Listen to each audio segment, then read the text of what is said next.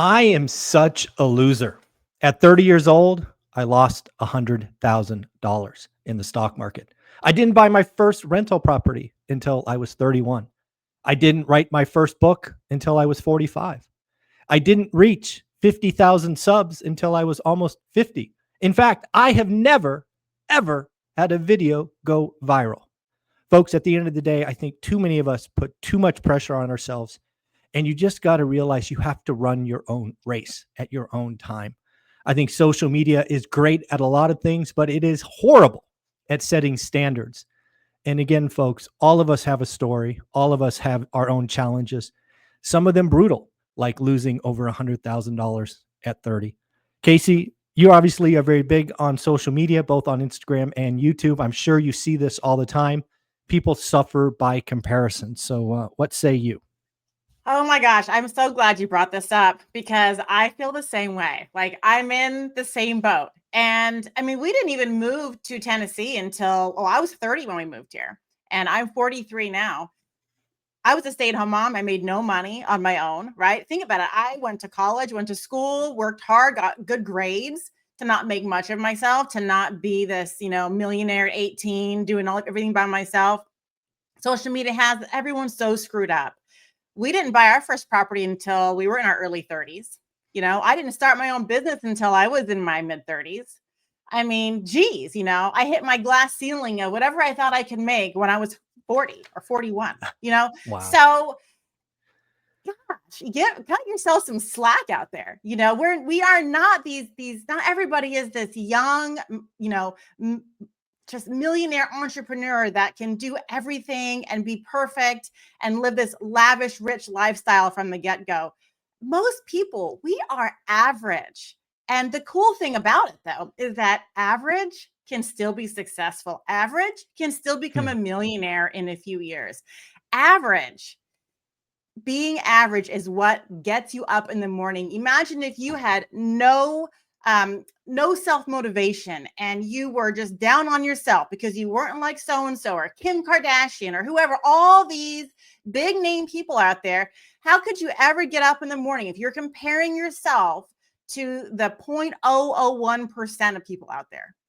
Average is good enough, and average will get you there. I'm so happy you brought this up because again, I think social media, if used correctly, can be this huge motivation. But you have to curate your feed. You have to watch motivation. You have to watch stories that you like and not envy, right? One of the things that I've heard a lot of people talk about is you're the average of your 5 friends. I think we need to tailor that.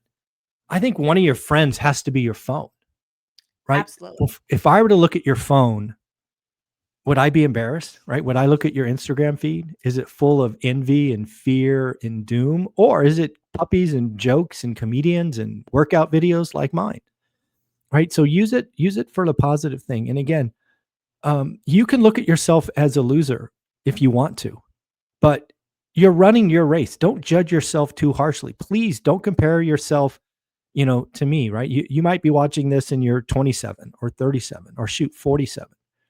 And you may just be starting. Well, don't forget, I started also. And oh, by the way, again, back to being such a loser, my first tenant never paid me rent ever. They moved in and never paid rent. Right? There's these things happen even when you do everything right. Give yourself some grace, learn the lessons, and keep moving forward. Right? If you're not a millionaire by 30, who cares? Run your race. If you're not a millionaire by 40, who cares? Run your race. At the end of the day, you said it exactly right. Most of us, right? The average American, if they got focused and disciplined for a decade, they could build wealth, right? The secret to building wealth has never been more clear. Live below your means, stack disposable income or discretionary income, buy assets, and hold for a decade. It's so simple. It is. It does. I don't even care what asset you buy. It could be Bitcoin. It could be, housing. It could be stocks. It could be ETFs. It could be index funds. I don't care. Dollar cost average. You just have to get started. And be consistent. And you have to make mistakes along the way. That's the only way you're going to grow and get better. So if your fear of getting started is because you're afraid to make mistakes, you can't afford to make a mistake, or when it doesn't work out, Well, nothing's going to have a chance of working out if you don't even try. You know, you're going to be in the same place next year and the year after and the year after if you're always afraid. So, besides even, pushing being afraid aside, okay, let's say you've got the guts to do it, but we are only human, right? And as humans, we still do fall to the social media and the best friend who is so much better and your neighbor who you feel is so much better than you, or happy, or goes on more vacations, or has more money, or the nicer car, or whatever, right? We are humans still. And even me and Michael can say, Mina can say, all these things we're saying, but when it comes down to it, we all still fall into the trap. So what I do and what I recommend, you mentioned your phone. You can see my new iPhone I got. I went to the dark side and got rid of Google and went to Apple. And so far, I absolutely hate it. So, give it a month. You'll be okay. It's going to get better. I know. But what I do to keep myself positive mindset, always, whenever I feel myself getting down in the dumps, how I could talk so much on this. Our body is a frequency, right? We resonate with the universe. We resonate with each other. We have a collective consciousness. And if your spouse is in a bad mood, your kids are in a bad mood, it's going to affect you. It's going to affect your motivation for your business, for your personal life, for getting the laundry done. You're going to have a bad day. People around you are having a bad day. Just how it works with the vibrations we have in our bodies and the electricity. So I'm a woo-woo person just a little bit. So what I do on my phone is I like to listen to Audible, and I have my Kindle books, and sometimes I have Audible, Kindle, and a physical copy of the exact same book and I may listen to it, read it on the device, and also paperback, all those things to really absorb what the book is saying. And what helps me, Michael, to stay positive and to stop looking for external validation and to stop, thinking that I'm not good enough or worthy, is to read self-help books. And people say, okay, see, what's your best real estate book? I don't really read real estate books. I read self-help books. And the one I'm reading right now is called Psycho-Cybernetics. I forget who wrote it, but it's Psycho-Cybernetics. It's white with red letters. You can get on Amazon. I've got all three things, like I said.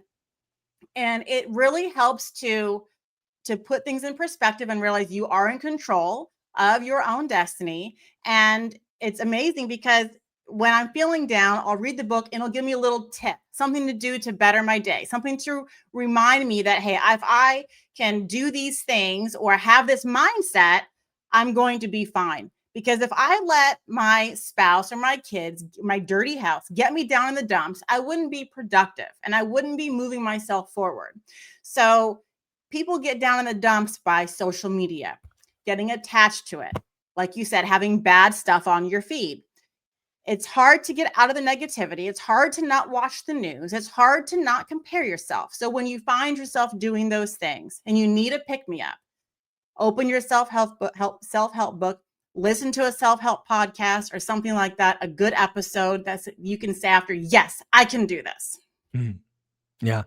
I think one of the things that's becoming more obvious to me the older I get and the more people I help is you can show me your 5 friends and I'll show you your future, or a version of that, show me your habits and I show you your future. And both of those are true for getting healthy, meaning fit, which I'm on a year-long journey for that. Thank you. And getting wealthy. Both are the same.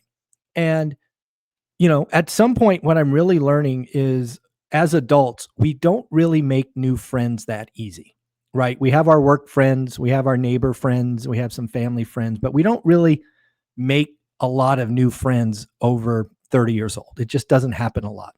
And one of the things I'm seeing with my school community, which you have there on the screen, school.com/ORAT, is there are new friendships being made. They're being made virtually, obviously, to start. But now we're getting to be such a size, Casey. People are having local meetups. We obviously have our yearly event, which you're a part of in Vegas. And it really becomes almost like a family reunion. And if you don't have 5 friends going the same direction, join school. It's 67 pennies a day, $20 a month. It's now a wealth community. That's what I really think we're building, is a wealth community. And you just got to put yourself out there. And, monitoring our community is amazing. It makes me smile because people welcome. and offer help and give you, a virtual hug and say, let's go, you can do it. And sometimes that's all you need, right? Even a virtual friend or a virtual network that you can ask questions, commiserate with, share war stories. It's often enough to keep people going, because that's the hardest part of this thing is, even on a health journey or a wealth journey, the first, portion sucks. Like I always say, getting wealthy the first 5 years sucks because it's a 10-year journey. Now going on a health journey that's almost 11 months or 10 months in duration. Again, the first couple of months, you really don't see it. And sometimes you just got to be around other people that have gone through the muck and the mire to say, just hold on, keep going, be consistent. And, the rewards will pay off. And man, it's fun to see people get over the hump. And, yeah, it's, there's something to be said for being in the right community. I think one thing that has been eye-opening to me, being on social media, being a part of your network and all of that, is the discussion about money. I think we might have mentioned this another time, but the discussion about money needs to be more prevalent, and Yes. income and how to make money. People gatekeep their secrets on why, you know, Yeah. if you can make money through book sales, if you can make Yeah. money through selling a service, if you can make money through real estate, if you can make money through anything, shouldn't you share it with the ones you love most? I Yeah. have learned so much from people that are doing better than me. And how are you doing that? I inquire. Yep. How did you get to where you were? What did you do? And all these wheels start turning, because you now know that if it's possible for someone it's possible for you. It doesn't have to just be, like I said, the Kim Kardashian, the Grant Cardone, people that are just so high up and far away from your reality, you think it's just impossible. But once you Yeah. realize that there are people physically in the real world that make good money and have financial freedom, the more you are able to realize that it's possible for you. And it is okay to ask questions. How did you get there? What was your best year? And how did you do that? How did you do that as a mom or as a dad or working a full-time job? Or, and don't be quick to put the people down when they tell you their answers and say, oh, well, you did that, when times were easy. Oh, you did that when things were cheap. Oh, it's not possible now. BS. People are becoming millionaires every single day, and they will Yep. forever in a variety of ways. The only limitation in holding you back is yourself. And once you realize what, like I said, helped me is especially being in your school community. People are in your school community, being around other entrepreneurs, other people that are making money in a variety of ways. Get to know them. Ask them questions, and hopefully they can be open and share their experience and give some tips and advice on how to get started. Because there's nothing worse than knowing someone who makes good money and always wondering, how did they do that? And Yeah. for me, it's okay. Ask, how did you do that? I'll be happy to share what I did and how I got to where I am. And just because maybe it was cheaper 10 years ago or whatever when I started, it's it's irrelevant, right? The Mm. relevancy is people aren't becoming millionaires every single day, and you will have your story too, as long as you get started. Or like I said, otherwise, you'll be asking yourself the same question next year and the year after and the year after. How do I get started? Meanwhile, your biological clock is ticking. Michael, wouldn't you feel like you'd be more successful if you'd started in your 20s? I mean, I would have, you know, but heck yeah, I would have loved to be able to buy properties in the '08 crash when I was just a Mm. realtor and I had no money, and I was Yep. just a young person. So of course we all wish, coulda, woulda, shoulda. But the bottom line is you're never going to be younger than today. So Yeah. time to get Again, started. I think as we kind of started this video, self-talk is really powerful, right? I opened this video saying I'm a loser and listing all factual things. Don't do that. Don't beat yourself up. Give yourself some grace, understand where you are, still have extreme ownership, right? I still own the fact that I lost 6 figures in the stock market. I was gambling and deserved to lose, but you learn the lesson, you move on. Again, really do yourself a favor and monitor your network, right? Get around right people going the same direction. That is the missing piece, I think, for a lot of people, is they don't have the right network. And in today's world with social media and smartphones, you can, if you want, get in amazing networks. And some of them are paid, like ours in our school community. But, if you don't want to do that, go to Bigger Pockets or some free service and try to find people there. And what I've seen with people that are building wealth and getting healthy is we love to share. right? This whole idea of all of us have a secret button or an easy button that we don't share, it doesn't exist. If you are someone that's around me and you honestly want to get rich or get fit, I have time for you. But if you don't believe it's possible, guess what? I have no time for you. I don't want that energy, to your woo-woo stuff. I don't want that energy in my life. I don't want negativity and, you got lucky and, all of that negative nonsense. I want none of that in my life. I fight very hard to keep that out of my life because I do want the positive energy and I want the belief, and life's already hard enough. I don't need to add poison, to my feed or to my consumption. So, get around the right people. Love it. Absolutely, Michael. I echo everything that you say. Get around the right people, join Michael's school, find some friends locally that want to get rich or make something of themselves. You'll be surprised the people you already know who are wanting that, but don't know who to talk to or how to go about it. So I'm sure if you were to even open up your best friend network, the people that you've known forever, your closest friends, and ask them what they're doing in their life, I can probably guarantee you everybody wants to be better than they are today. Casey, where can people find you?